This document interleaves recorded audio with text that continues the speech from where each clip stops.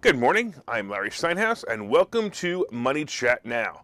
Money Chat Now is a politically charged stock market pre-show giving you the politics behind the biggest moves in the stock market.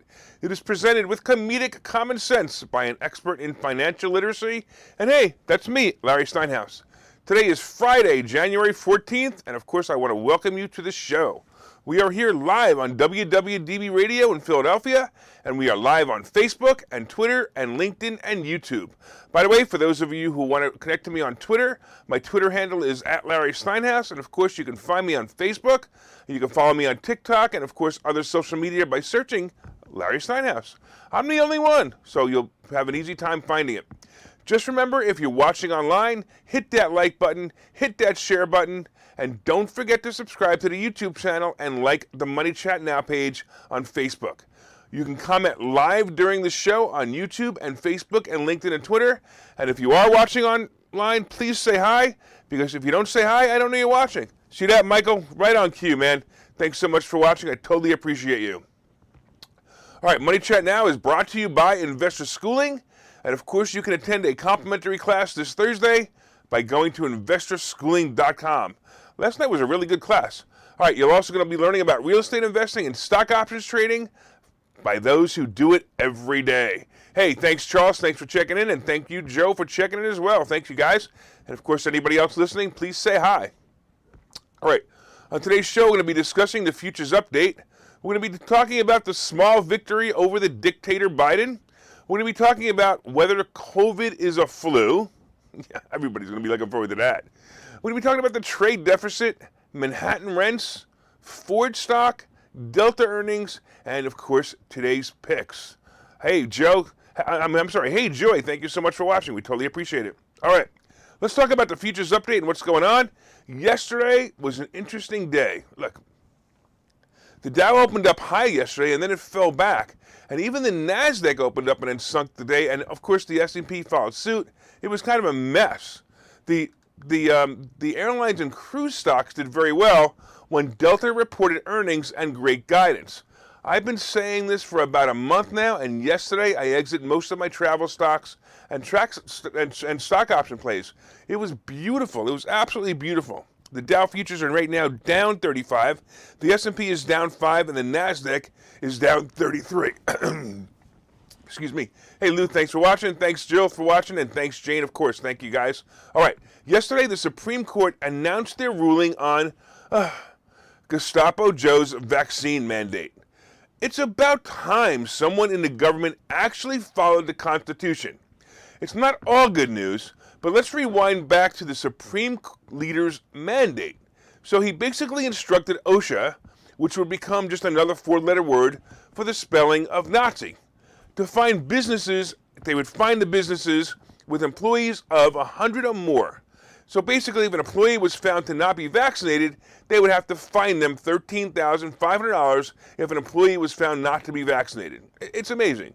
It also required all non-vaccinated employees to wear a mask if they received the rare medical or religious exemption. So if you applied for a medical or religious exemption, it was not likely you were getting one anyway, but if you did, fine. Somehow, Biden and the rest of the Gestapo convinced the American public that because this could be a health hazard, OSHA, which would have been renamed Nazi, maybe not, anyway, would have been granted the power by a thin rule that allows OSHA to issue mandates under the emergency power granted by Congress. Clearly, this was never the intention of the emergency power ruling, nor is it legal or justified. Well, I've been reporting that Gestapo Joe issued his mandate using this thin rule and told all the employers that they had to get vaccinated. This put the employers in a tough position as they had to either fire employees who were not complying or risk fines. It also came down to making sure that no agency or any leader can have the ultimate power over the people. And that's why the Supreme Court voted against this. You know, like our forefathers who wrote the Constitution had intended in the first place. Now, Chief Justice John Roberts, who was appointed by George Bush, he said during the arguments that he thinks it's hard to argue that the 1970 law governing OSHA gives free rein to the agencies to enact such broad regulations. And he's absolutely correct. That's why OSHA will no longer be renamed Nazi, and I can now refer to Gestapo Joe as President Poopy Pants again. There is, however, bad news here. The Supreme Court did allow the ruling to stand with any healthcare organization that accepts Medicare or Medicaid payments. Now you need to understand why single-payer health insurance will destroy this country. Basically, this ruling leaves doctors, nurses, and other skilled workers in hospitals stranded if they want to exercise their medical freedom. It's such a shame. Look, on the other hand, we still have states and cities also that allow vaccine mandates, and that needs to stop as well. The Nazis in charge, like Mayor Kenney in Philadelphia, and now, of course, Mayor Adams in New York, need to be challenged as well. And it's sad that so many people will blindly just obey instead of fighting these mandates. It's clear that without cooperation, the Gestapo leadership would just fold like Wolf has, now that his wings were cut by the legislature in June when his emergency power was limited to 2-week intervals. Wolf has been quiet since they put him in his place. Look, I feel sorry for those living in New York, New Jersey, and California. The Gestapo leadership is still strong there. Move out, do what you got to do, enough, right? By the way, thanks, Barbara, for tuning in, and thanks, Bill. And Rob wants to know, because I've been wearing the same jacket for 93 episodes, if it ever gets washed. No, I like the way I smell, Rob. Leave me alone. All right, let's talk more about my favorite subject, the scary Omicron variant. Oh! It appears, once again, that many countries are actually starting to realize that this version of COVID is just a bad cold, and they feel it should be treated as such. So Spain's Prime Minister Pedro Sanchez is the latest European leader to stick his head above the parapet by suggesting it's time to reevaluate COVID.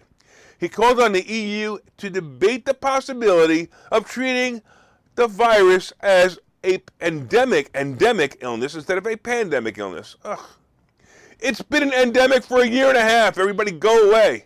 The situation is not what we faced 1 year ago, Sanchez said in a radio interview on Monday as Spanish school children returned to their classrooms after the holidays. I think we have to evaluate the evolution of COVID to an endemic illness. Like the common cold used to be. Arr. Anyway, from the pandemic that we've been facing until now, he said, Sanchez said it was time to open the debate around a gradual reappraisal of the pandemic at a technical level and at the level of health professionals, but also at a European level. Of course, other leaders like our own President Poopy Pants are focused on tests and tests and tests and more tests. By the way, if ever Trump was right about something, he was right when he said stop all the testing. Just stop it.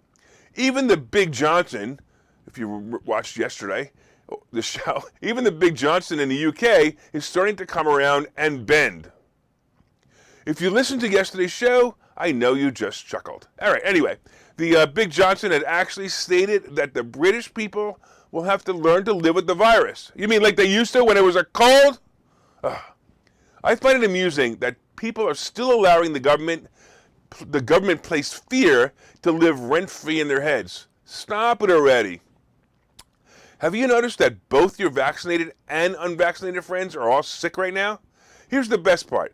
Do this. Actually, do this experiment. Ask the vaccinated why they think they have mild symptoms, and they will answer, with confidence, of course, because I'm vaccinated. Now ask the unvaccinated friend why they think they have mild symptoms, and they will say, because I'm unvaccinated. Ugh. And by the way, ask the conspiracy theorist, like me, why I have mild symptoms, and they will say, because it's a freaking cold. The irony of it all. Oh, my goodness. Hey, Jose, thanks for watching. Hey, thanks, Bill. I don't know if I said hello yet, but thanks so much for watching. I totally appreciate you guys. And, of course, if you're watching online, please leave comments. I love it. All right, let's talk about the trade deficit. It's kind of something interesting that's not really mentioned lately. The U.S. trade deficit is a measurement basically of how much we export to other countries versus how much we import from other countries. Well, President Poopy Pants is clearly setting new records. It's amazing. The guy just keeps setting records. Not just records on how low of an approval rating you can go, but he's setting records on the trade deficit as it continues to break records month after month. In November, the trade deficit widened by 17.5% to $97.8 billion from $83.2 billion in October. That was a record for the United States and exceeded the prevailing record set in September of $97 billion trade deficit. Apparently, the bottleneck in the Pacific, isn't slowing this down.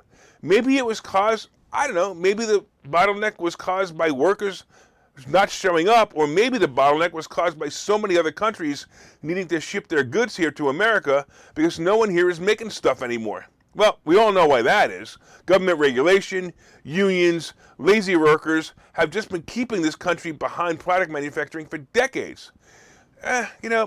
Is there really a solution? I'm going to say, you ready? Probably not. But here's what I think is going to happen in the future. The smaller countries, or the countries that have workers working for $3 an hour, are going to grow. And when that happens, the average worker there is going to figure out what workers here in America have figured out a long time ago. And that's basically how to manipulate the politicians into wage increases, minimum wage payments, and fair working conditions.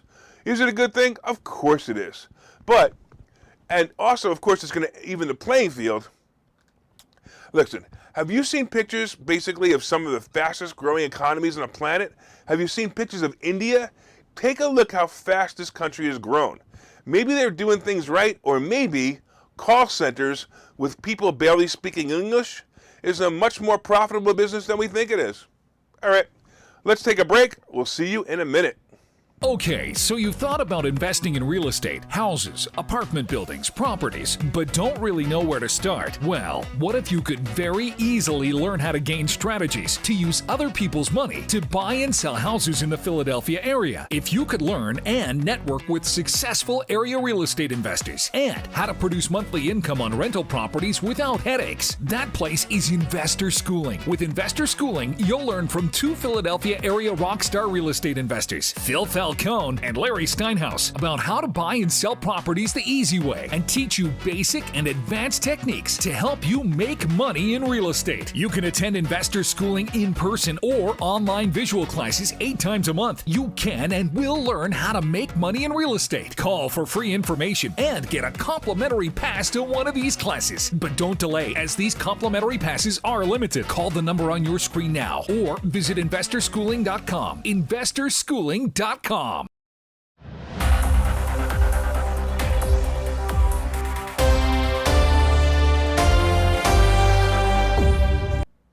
Welcome back to Money Chat Now. I am your host, Larry Steinhouse. And of course, if you'd like more information on investor schooling, you can go to investorschooling.com or call 866-424-2829, 866-424-2829. Hey, I want to thank you all for listening on WWDB Radio in Philadelphia. Hey, if you're watching online, please hit that share button. Hit that share button, guys. Hit that like button. Let your friends know about how to make more money and have a little bit of fun while they learn. Hit that like button, like I said, and also leave comments. Hey, I want to thank Bill. Bill's leaving some interesting comments. He's excited that the viewership is growing. Hey, Bill, there's only one person more excited than you that the viewership is growing, and of course, that's me. So thanks so much for keep tuning in and keep telling your friends about the show. All right, so far we've been discussing the futures update. Right now, the Dow is down 65, the S&P is down 9.75, and the NASDAQ is down about 50. Hey, we talked about the small victory that finally the Supreme Court has put President Poopy Pants in his place, which I guess would be the bathroom, right? I don't know, whatever. So is COVID the flu? We talked about that. We talked about the trade deficit. We're going to be talking about Manhattan rents, Ford, Delta earnings, and some other earnings as well. Hey, Tommy, thanks for watching. Hey, Sal, thanks so much for watching. We appreciate it. Hey, all right, and of course, we're going to be talking about today's picks and plays. Hit that like button, hit that share button, leave those comments, and if you're listening on WWDB Radio, be sure and set a preset to this station and listen every day at 7:30. Also, when you get home, look up Money Chat Now on Facebook and let me know what you think. All right, let's talk about, excuse me, let's talk about Manhattan rents.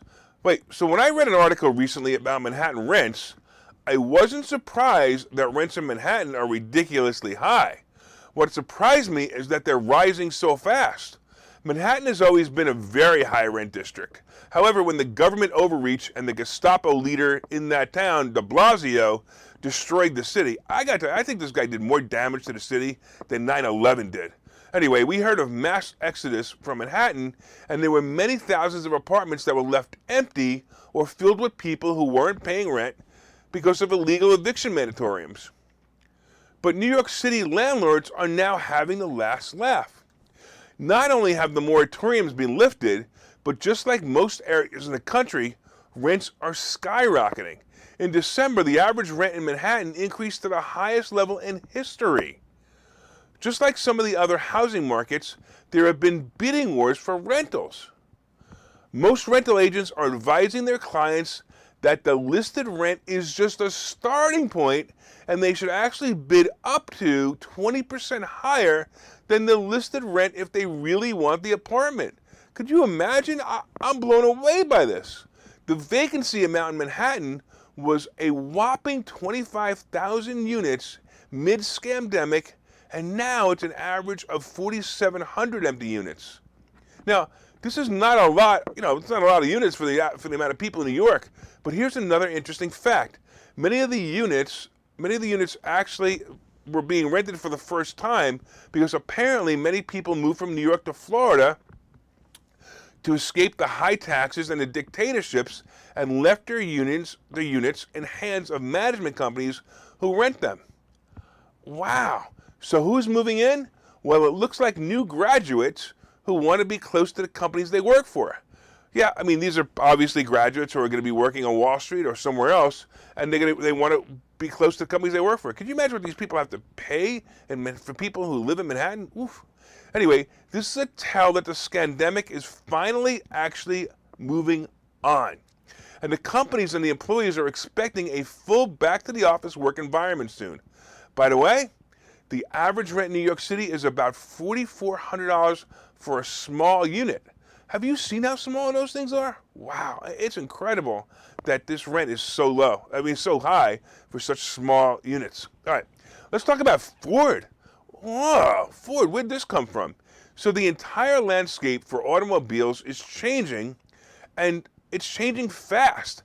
In the 60s and 70s, it was all about engines and transmissions, loud cars with big seats. Now it's all about technology. Every car you look at has these big touchscreens that are pretty much run the car. You can't even turn your heat up without going to a screen that says, "Hey, move your heat." It's weird. Also the cars connect to the internet and they connect to your iPhone or your phone, whatever phone you have. They're also set up with all kinds of safety features like lane correction, adaptive cruise control, self-parking, and even self-driving. Cars at this point are like computers now in the sense that as soon as you buy one, it becomes obsolete. The fear of missing out is just driving sales. It's crazy. So it's driving many people buy new SUVs faster than ever. So the cars and SUVs are being sold like nuts. All right, this has led to surges in new car demand, and Ford is one of the beneficiaries of the demand. Ford's stock is now over $25 a share, and it's at an all-time high. The company valuation has hit a new record of $100 billion. Wow. Anyway, the new lineup of cars is great, but did they have to really call that electric SUV a Mustang? I actually keep saying that, and in reality, they don't have enough of them to sell. It must have been brilliant to call it that. They can't keep them in stock, and they're back ordered for months. Most of the car companies are moving toward all electric, and this will make the demand higher for several years as well. Chrysler, by the way, has made a commitment to go all electric by 2028, and others are beginning to follow. Listen, if you're a fan of Ford stock, it also pays a dividend, and that makes it attractive as well. My only fear with this stock is that it may not maintain this price range. It actually just recently got a downgrade. I'd like to see it below 20 before I jump in. As for electric cars, listen, here's a hint to you all. Get an old reliable gas-powered car and keep it in the garage as a backup in the future. Because one day your area is going to be hit with a major blackout, and you'll be stuck with no power to drive your car. That will be rough. Hey, let's talk real quick about Delta earnings. Yesterday, Delta Airlines reported their year-end earnings, and it was a report that I said was going to be a game changer for the market. I had mentioned the report itself would not be important, but the guidance for the future would be a more important factor. It turned out that both were important, and this drove airline stocks up yesterday.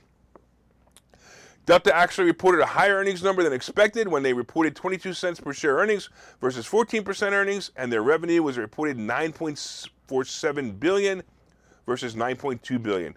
Look, I've been telling you, this is a play I've been telling you guys to take ever since the scary Omicron variant was discovered in November. The airline stocks have moved up 25% in the last 6 weeks, and I made a killing on them. It was awesome. I'm probably up about 33% of my account since January 1st. Yesterday I sold most of my holdings, and I did the happy dance. Hey, we're going to be talking more about earnings after the break, and we'll see you in a minute. Okay, so you've thought about investing in real estate, houses, apartment buildings, properties, but don't really know where to start? Well, what if you could very easily learn how to gain strategies to use other people's money to buy and sell houses in the Philadelphia area? If you could learn and network with successful area real estate investors and how to produce monthly income on rental properties without headaches, that place is Investor Schooling. With Investor Schooling, you'll learn from two Philadelphia area rockstar real estate investors, Phil Falcone and Larry Steinhouse, about how to buy and sell properties the easy way and teach you basic and advanced techniques to help you make money in real estate. You can attend Investor Schooling in person or online visual classes 8 times a month. You can and will learn how to make money in real estate. Call for free information and get a complimentary pass to one of these classes. But don't delay, as these complimentary passes are limited. Call the number on your screen now or visit investorschooling.com. investorschooling.com.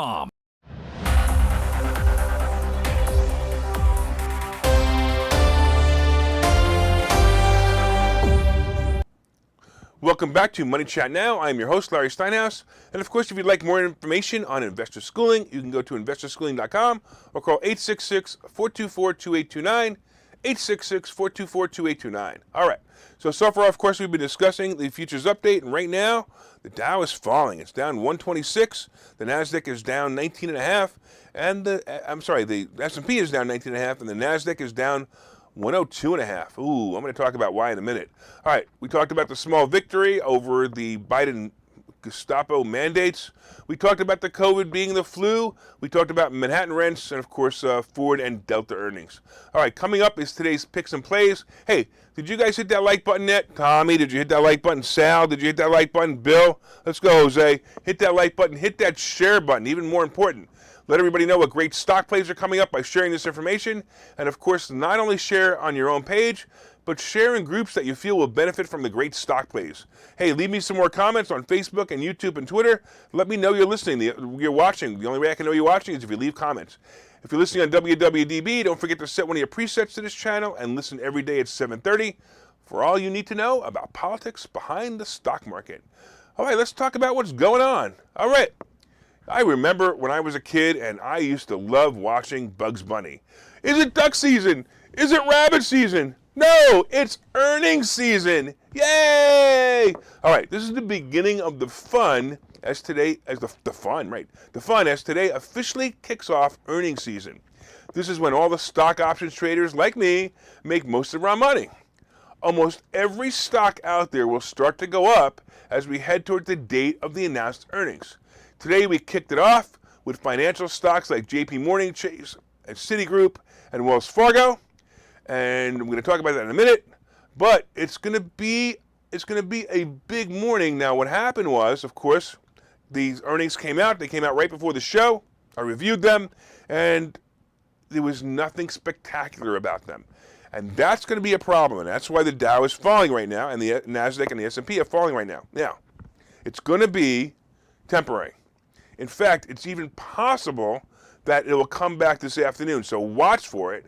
I actually think it may be all right. I think it may actually be a good thing because people are going to be anticipating the earnings for next week and they'll be getting in. The other thing is I'm actually surprised that earnings are on a Friday morning for these big companies, but actually this might be a good one because I don't think they're going to be that great earnings, and I also think that's exactly what happened. Meta moved their earnings announcement date to February 2nd. Meta is Facebook, which means you still have time to stake your position now. I like this stock. It's a good one. I predict the stock will be north of $350 within 2 weeks. So whether Well, I don't care whether you're playing the stock or not. Write down what it is right now. And by the way, Facebook right now is a play for me. I'm going to be buying it right as soon as the market opens. It's at 323 right now. Mark it down. Mark this down. In 2 weeks, take a look at this, and I would venture to say this stock will be north of 350.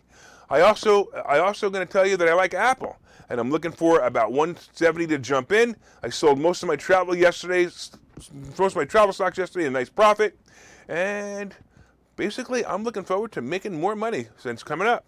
All right, on the crypto scene, real quick, crypto is boring again, and we need a tweet from Elon Musk to push this up. By the way, he did this morning, which is kind of funny.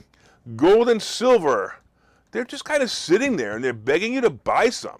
Look, remember, this is an asset that moves slow but never fails.